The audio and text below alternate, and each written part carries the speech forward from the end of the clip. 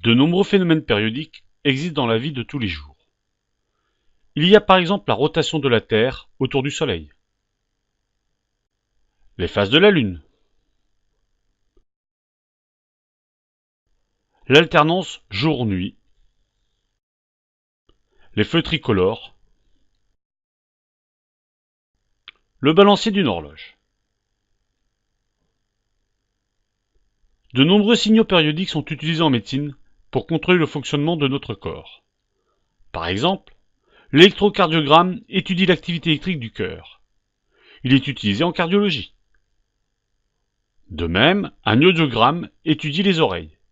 Il est utilisé par les médecins ORL. Que ce soit en médecine ou dans la vie de tous les jours, on constate qu'un phénomène périodique est un phénomène qui se reproduit identique à lui-même et à intervalles de temps égaux.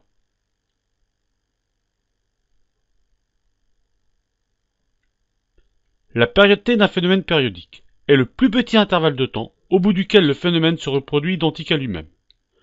La période grand T s'exprime en secondes de symbole S.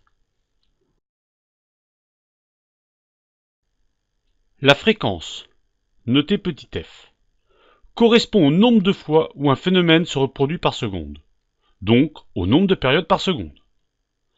La fréquence se mesure en Hertz de symbole grand H petit z. La fréquence est liée à la période par la relation F égale 1 sur T, où F est en Hertz et T en secondes. La tension maximale, notée Umax, d'une tension périodique est la plus grande valeur que prend cette tension au cours du temps. La tension minimale, notée Umin, d'une tension périodique est la plus petite valeur que prend cette tension au cours du temps. L'amplitude est la différence entre la valeur maximale et la valeur minimale de la tension.